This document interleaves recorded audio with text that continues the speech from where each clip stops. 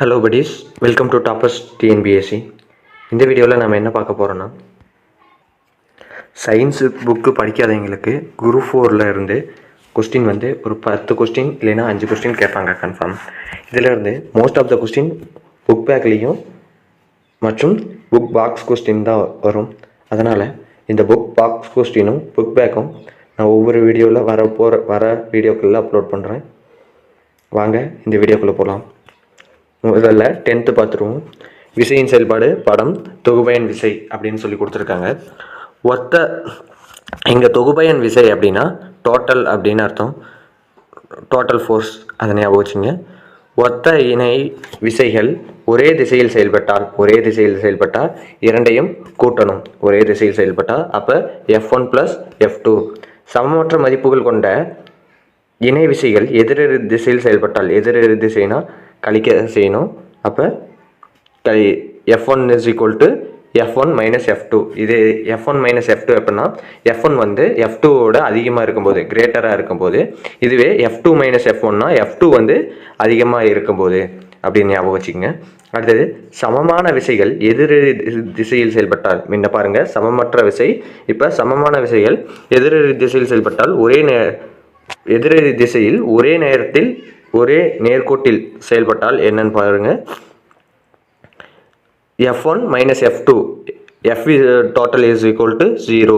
F இரண்டும் F1 F2 அப்படின்னு இருந்துச்சுன்னா டோட்டல் 0 அப்படிங்கிறத ஞாபகம் வச்சுங்க. அடுத்தது இதில் மின்தூக்கினா லிஃப்ட்டு ஏ முடுக்கத்திற்கு மேலே நகர்கிறது அப்படின்னா அது வந்து R greater வெயிட்டு. அப்போ இதோட ஃபார்முலா வந்து R = mg + a. இதுவே கீழே நகர்கிறது அப்படின்னா R = m-g - a. இதை ஞாபகம் வச்சுங்க. மின்தூக்கி ஓய்வில் உள்ளது அப்படின்னா R = mg. மின்தூக்கி புவியீர்ப்பு முடுக்க மதிப்பில் கீழே தடையின்றி விழுகிறது அப்படின்னா R = 0. இதை ஞாபகம் வச்சுங்க. இப்போ மேலே நகர்கிறதுனா R greater W. அதுவே R less weight அப்படின்னா அது கீழே வருது அப்படின்னு அர்த்தம். வெயிட்டு தான் இங்கே அதிகமாக பங்களிக்குது. அடுத்தது R = W அப்படின்னா இரண்டும் சமமான மதிப்பில் இருக்குது. R = 0. இதில் பாருங்கள், இதை தான் கீழே கொடுத்துருக்காங்க. தோற்ற எடையின் மதிப்பு சுழியாகும். தோற்ற எடை நிலையாக உள்ள போது எடைக்கு சமமாகும் அப்படிங்கிறது. தோற்ற எடை நிலையாக உள்ள போது எடையை விட குறைவு அப்படின்னு அர்த்தம். ரியல் வெயிட் அப்படின்னு ஞாபகம் வச்சுங்க. தோற்ற எடை நிலையாக உள்ள போதுள்ள எடையை விட அதிகம் அப்படிங்கிறத ஞாபகம் வச்சுங்க. அடுத்ததாக கருத்து வரைபடம் கொடுத்துருக்காங்க பாருங்கள். இயக்க விசையியல் அதில் 2 வகை இருக்குது, நிலையியல் இயங்கியல்னு. இயங்கியல்லே 2ஆக பிரிக்கிறாங்க. யாருன்னா 3 பேர் சொன்னது, அரிஸ்டாட்டில், கலிலியோ, ஐசக் நியூட்டன் சொன்னது. இந்த ஐசக் நியூட்டன் தான் நியூட்டனின் முதல் விதி, 2ஆம் விதி, 3ஆம் விதி மற்றும் ஈர்பியல் விதியை சொன்னவர். இந்த நியூட்டனின் முதல் விதி என்னென்னா நிலைமம் மற்றும் அதன் வகைகள். 2ஆம் விதி உந்தம் மற்றும் விசை, நிறை மற்றும் எடை அப்படிங்கிறது. 3ஆம் விதி தோற்ற எடை, எடை இழப்பு அப்படிங்கிறத குறிப்பிடுவாங்க. அடுத்து ஈர்பியல் விதி, பொது ஈர்பியல் விதி G மதிப்பில் மாற்றம். இந்த புவியை கணக்கிடுறதுக்கு சொல்லுவாங்க G மதிப்பில் மாற்றம் அப்படின்ட்டு, அதை ஞாபகம் வச்சுங்க. அதாவது பூமியின் மீது உள்ள 50 கிலோ எடை கொண்ட பூமியின் மீது உள்ள மனிதனின் எடை எவ்வளவு அப்படின்னு கேட்பாங்க. அதுமாரி இருக்கிறதுக்கு இது பயன்படுத்துவோம். அடுத்ததாக குவிலென்ஸுக்கான வேறுபாடுகள் கொடுத்துருக்காங்க பாருங்கள். ஃபஸ்ட்டு குவிலென்ஸு மையத்தில் தடித்தும் ஞாபகம் வச்சுங்க. மையத்தில் தடித்தும் ஓரத்தில் மெலிந்தும். மையத்தில் வந்து பெருசாக இருக்கும், ஓரத்தில் வந்து தட்டையாக இருக்கும் அப்படின்னு ஞாபகம் வச்சுங்க. இதுவே குழிலென்ஸு மையத்தில் மெலிந்தும் ஓரத்தில் தடித்தும் இருந்தால் அது குழிலென்ஸ். குவிலென்ஸு குவிக்கும் லென்ஸு அப்படின்னு அழைக்கிறாங்க. குழிலென்ஸு விரிக்கும் லென்ஸ் அப்படின்னு அழைக்கிறாங்க.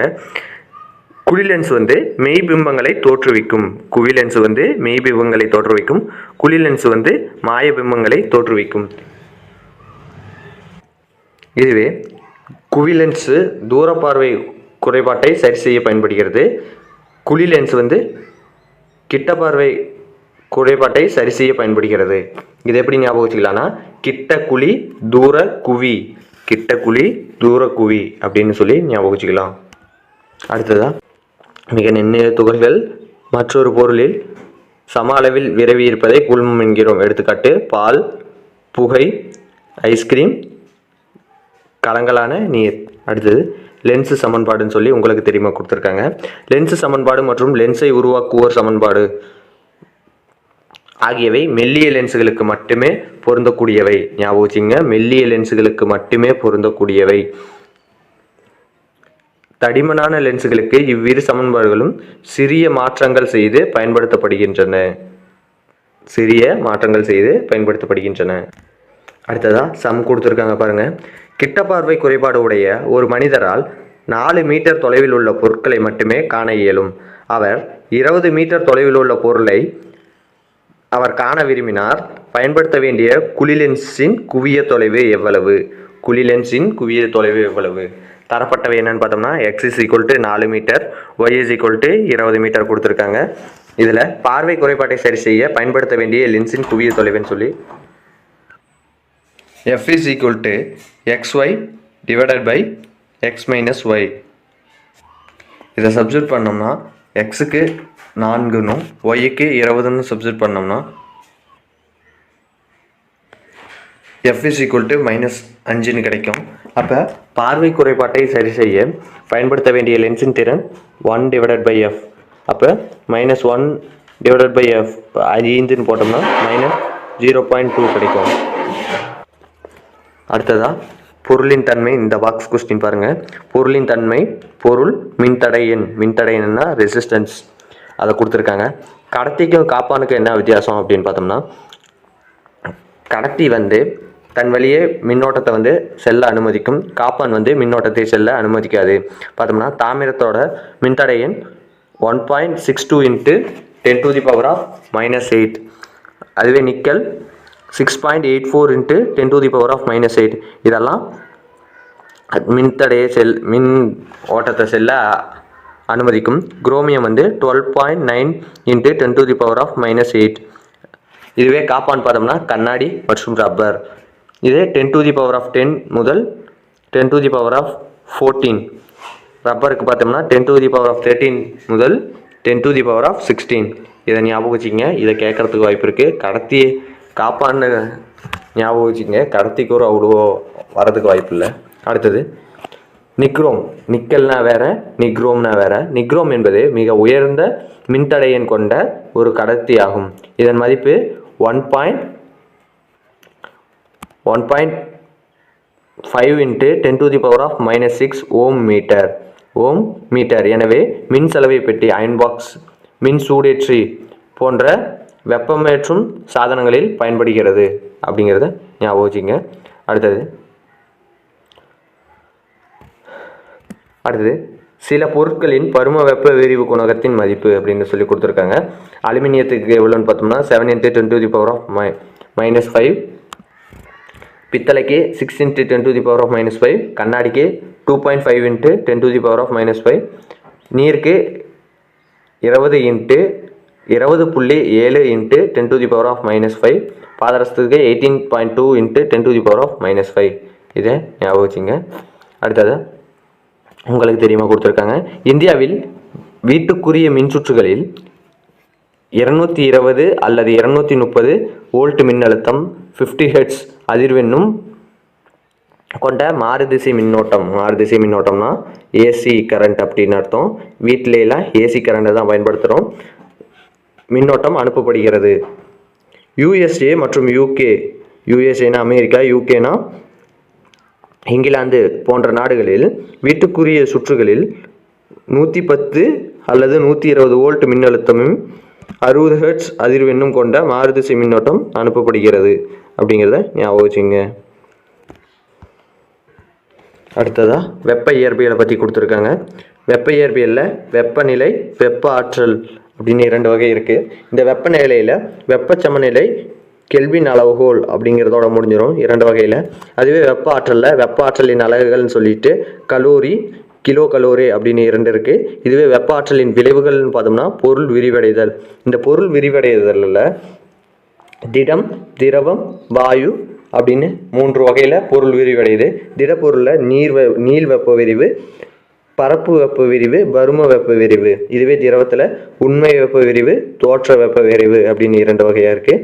வாயுவில் இயல்பு வாயு, நல்லியல்பு வாயு அப்படின்னு 2 வகை இருக்குது. இந்த நல்லியல்புக்கு வாயு சமன்பாடுன்னு சொல்லிட்டு ஒன்று இருக்குது. இந்த வாயுலேயே வாயுக்களின் அடிப்படை விதிகள்னு சொல்லிட்டு மொத்தம் 3 விதி இருக்குது. பாயில் விதி, சார்லஸ் விதி, அவோகட்ரா விதி அப்படின்ட்டு 3 வகை இருக்குது. இதை பார்த்து வச்சுக்கோங்க. இதை இப்போ பார்த்து வச்சுக்கோங்க. இது இம்பார்ட்டண்ட். இதில் கொஸ்டின் எப்படி கேட்கலாம் அப்படின்னு பார்த்தோம்னா, கீழ்கண்டவற்றுள் பொருந்தாதது எது, அதாவது பொருள் விரிவடைதலில் பொருந்தாதது எதுன்னு கொடுத்துட்டு இந்த 3, அதாவது நீள் வெப்ப விரிவு, பரப்பு வெப்ப விரிவு, பரும வெப்ப விரிவு கொடுத்துட்டு தோற்ற வெப்ப விரிவு அப்படின்ட்டு ஒன்று எக்ஸ்ட்ரா கொடுக்கலாம். அப்போது அந்த தோற்ற வெப்ப விரிவு தான் தவறான விடை அப்படின்னு சூஸ் பண்ணணும். அடுத்ததா ஒளியியல். இந்த ஒளிக்கு என்ன அர்த்தம்னு பார்த்தோம்னா லைட்டு தான் அர்த்தம்.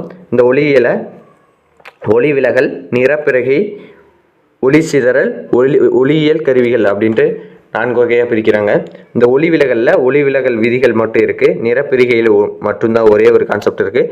ஒளி சிதறல் அப்படிங்கிறதுல என்னென்ன ஒளி சிதறல் இருக்குதுன்னு பாருங்கள். ராலே ஒளி சிதறல், மீ சிதறல், டிண்டால் சிதறல், ராமன் சிதறல் அப்படின்னு 4 வகையாக இருக்குது. அடுத்தது ஒளியியல் கருவிகள் என்னன்னு பார்த்தோம்னா, மனிதன் கண், நுண்ணோக்கி, தொலைநோக்கி அப்படின்னு இருக்கு. இந்த மனிதன் கண்ணில் அமைப்பு மற்றும் குறைபாடு அப்படின்ட்டு 2 கிளாஸாக இருக்குது.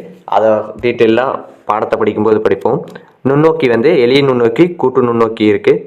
இந்த மனிதனின் கண் குறைபாடில் கிட்ட பார்வை குறைபாடு, தூர பார்வை குறைபாடு, விழி ஏற்பமைவு திறன் குறைபாடு அப்படின்ட்டு 3 வகையாக பிரிக்கிறாங்க. இந்த தொலைநோக்கியில் நிலப்பரப்பு, வானியல் அப்படின்னு 2ஆக பிரிக்கிறாங்க. இதை படிக்கும்போது நுண்ணோக்கியை கண்டுபிடித்தவர் யார், தொலைநோக்கியை கண்டுபிடித்தவர் யார் அப்படின்னு சேர்த்து படித்து வச்சுக்கோங்க. அடுத்தது தொடர் இணைப்புகளுக்கும் பக்க இணைப்பு சுற்றுகளுக்கு இடையே உள்ள வேறுபாடு கொடுத்துருக்காங்க.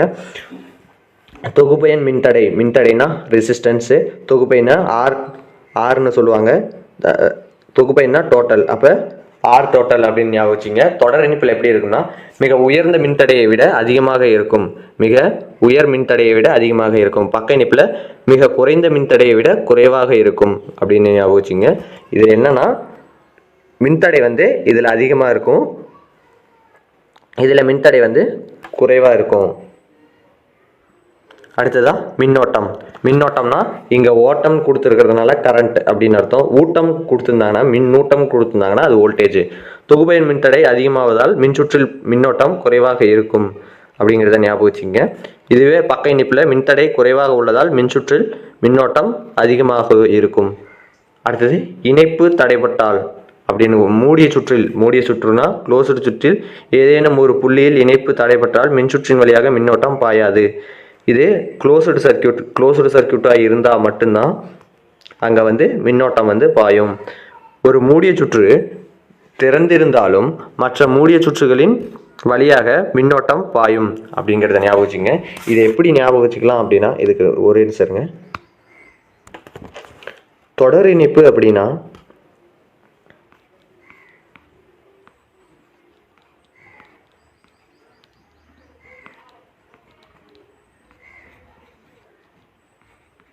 இப்படி பேட்டரி கனெக்ட் பண்ணியிருந்தா இது தொடர் இணைப்பு. இதிலிருந்து இங்கே மட்டும் ஏதாவது ஆயிடுச்சுன்னா, இங்கே ஏதாவது ஃபால்ட் ஏற்பட்டுருச்சுன்னா, அதாவது தடை ஏற்பட்டுருச்சுன்னா, ஒயர் கீரும் கட் ஆயிடுச்சுன்னா இங்கேருந்து இங்கே கரண்ட் போகாது. அப்போ இது முள்ளாக தடைப்படும். இதுவே பக்க இணைப்பில் இப்படி கிடையாது.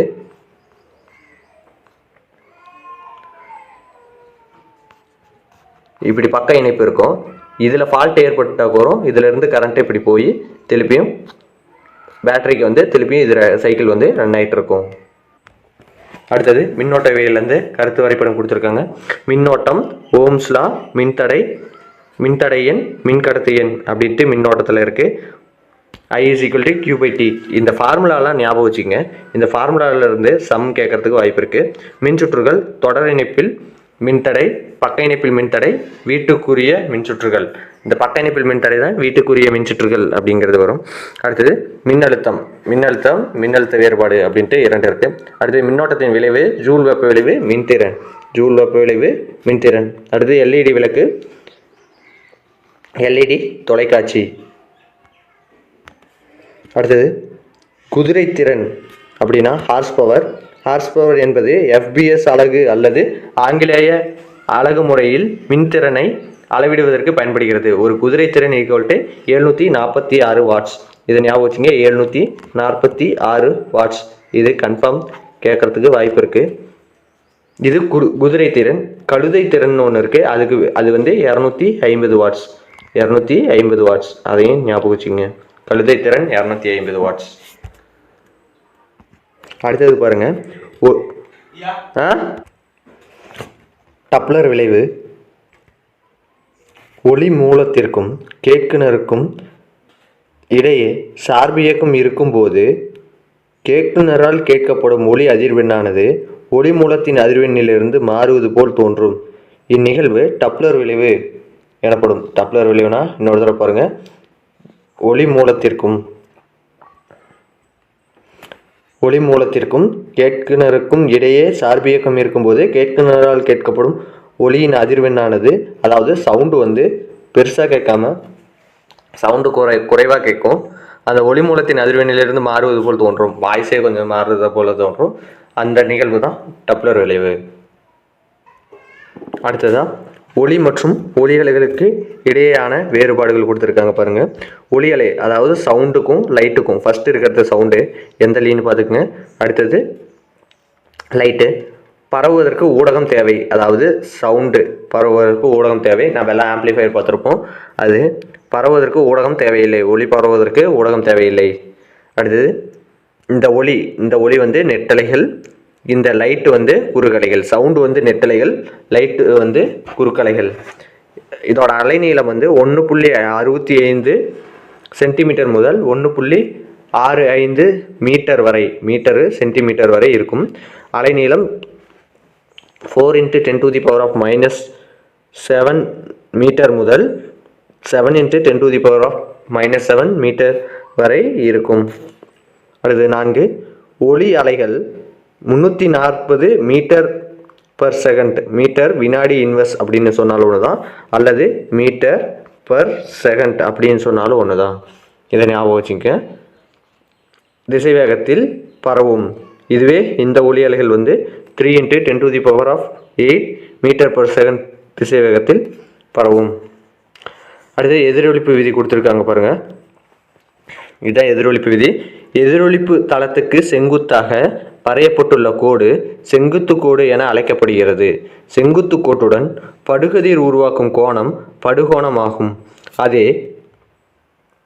அதேபோல செங்குத்து கோட்டுடன் எதிரொலித்த கதிர் உருவாக்கும் கோணம் எதிரொலிப்பு கோணம் எனவும் அழைக்கப்படுகிறது.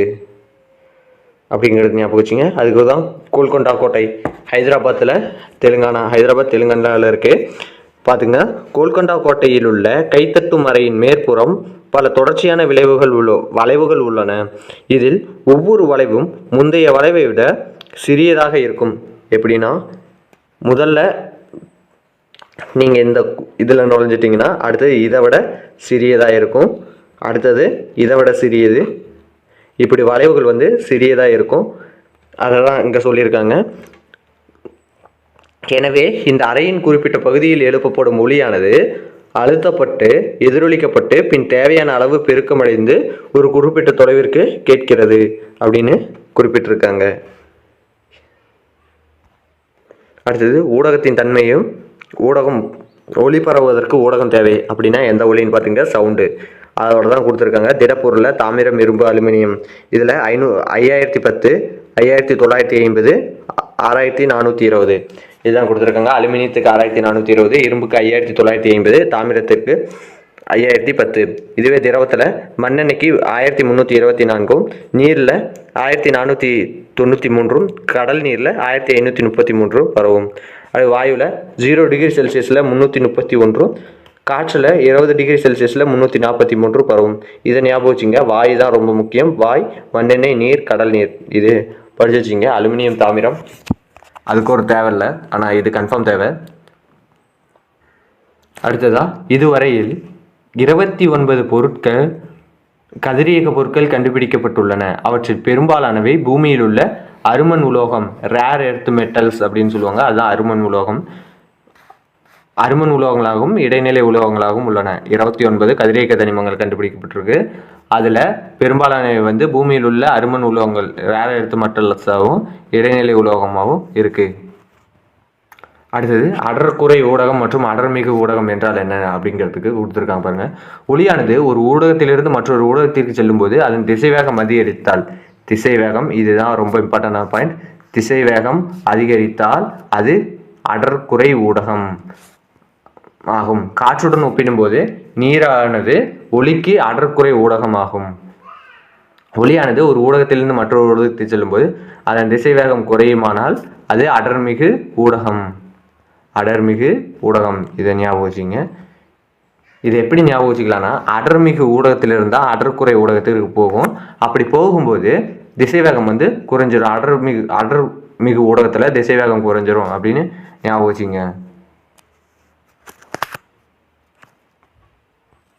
அடுத்ததா, யுரேனஸ் கோள் பெயரிட்ட பிறகு அதனை கருத்தில் கொண்டு பிட்ச் பிளான்ட், ஞாபகம் வச்சுக்க, பிட்ச் பிளான்ட் என்ற கதிரியக்க கனிமத்தாதுவிலிருந்து யுரேனியத்தை ஜெர்மன் வேதியியலாளர் மார்டின் கிலாப்ரத், ஞாபகம் மார்டின் கிலாப்ரத் வந்து கண்டறிஞ்சார்.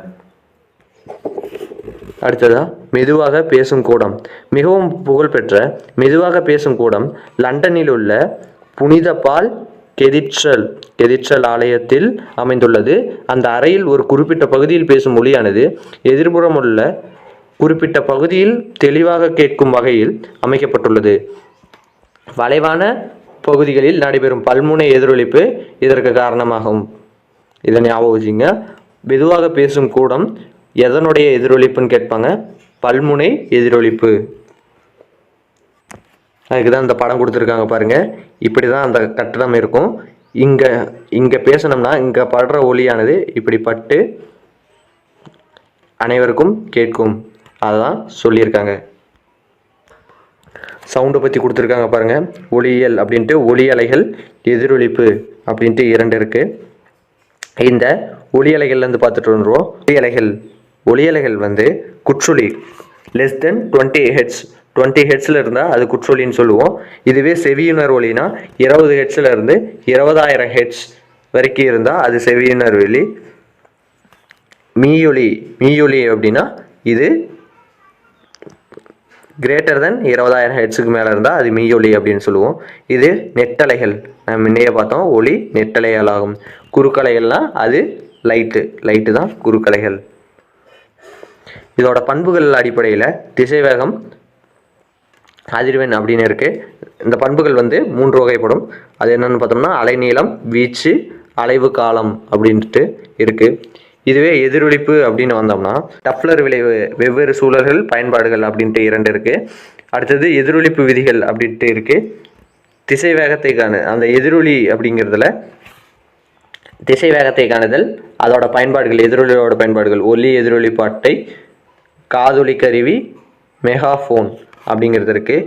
இதுவே அந்த எதிரொலிப்புலேயே அடர்மிகு ஊடகம், அடர்குறை ஊடகம் இருக்குது. அடர்மிகு ஊடகம் அப்படின்னா என்னென்னா, திசைவேகம் குறைந்தால் அது அடர்வு மிகு ஊடகம், திசைவேகம் அதிகரித்தால் அது அடர்வு குறை ஊடகம். அடுத்ததா, இயற்கை கதிரியக்கம், செயற்கை கதிரியக்கம் கொடுத்துருக்காங்க. டிஃப்ரென்ஸு இது அணுக்கருவின் தன்னிச்சையான சிதைவு தான் இயற்கை கதிரியக்கம். செயற்கை கதிரியக்கம்னா தூண்டப்பட்ட சிதைவு நிகழ்வு தான் செயற்கை கதிரியக்கம். இது ஆல்ஃபா, பீட்டா, காமா கதிர்கள் உமிழப்படுகின்றன. பெரும்பாலும் அடிப்படை துகள்களான நியூட்ரான், பாசிட்ரான் போன்ற துகள்கள் உமிழப்படுகின்றன.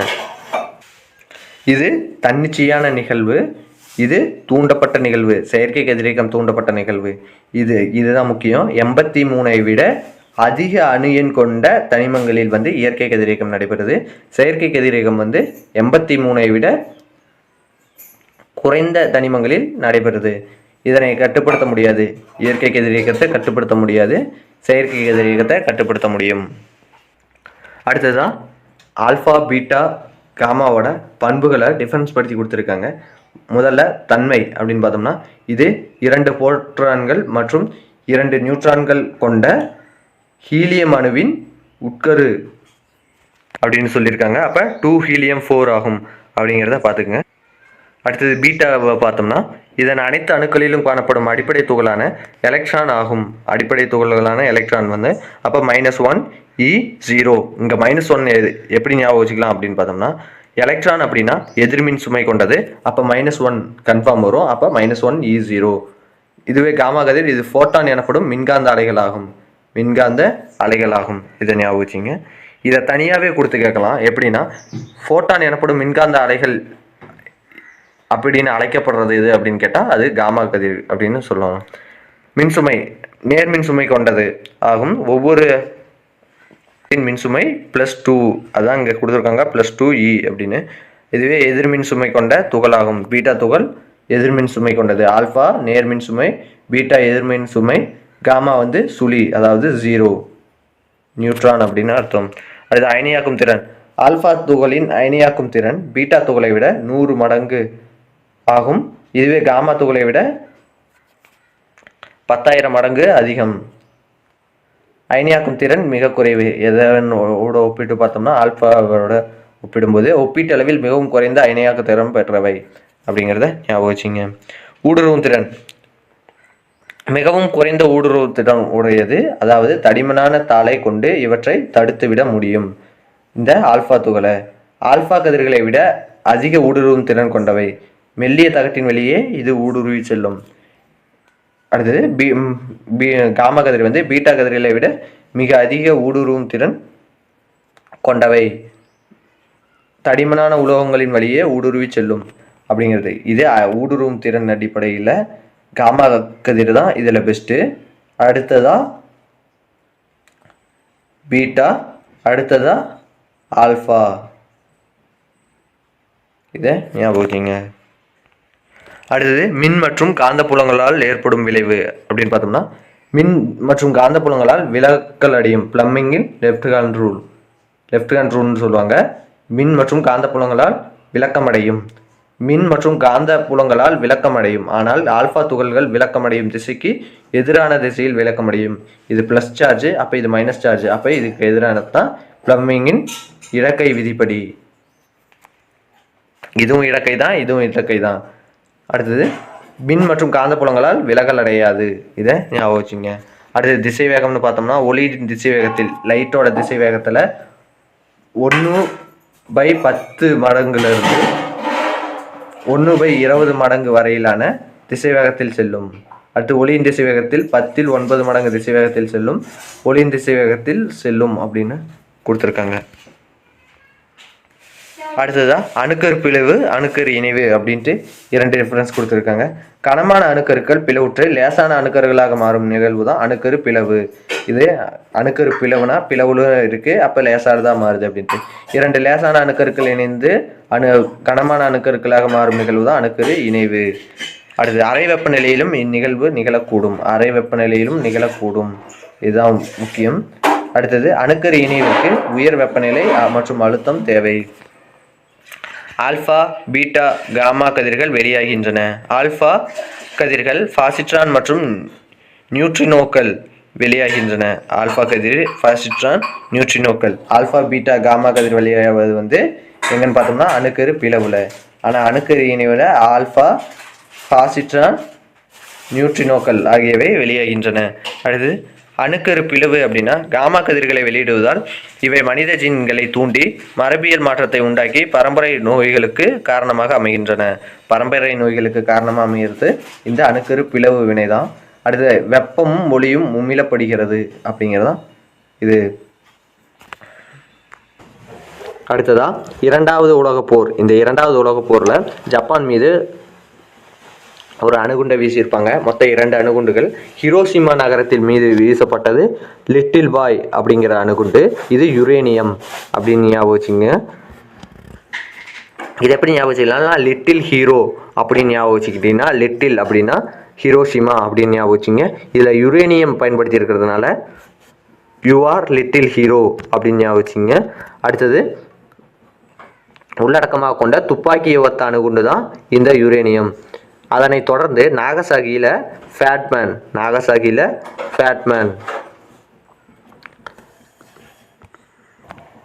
இது எப்படி ஞாபகம் வச்சுக்கலாம்னா, ஸ்னேக் மேன் அப்படின்னு ஞாபகம் வச்சுங்க. இதில் புளூட்டோனியம் ப்ளூட்டோனியம் பயன்படுத்துகிறோம். அப்போ ப்ளூ ஸ்னேக் மேன் அப்படின்னு ஞாபகம் வச்சுங்க. பொலோனியம் கிடையாது, ப்ளூட்டோனியம். பொலோனியம் கிடையாது, ப்ளூட்டோனியம். இதை ஞாபகம் வச்சுங்க.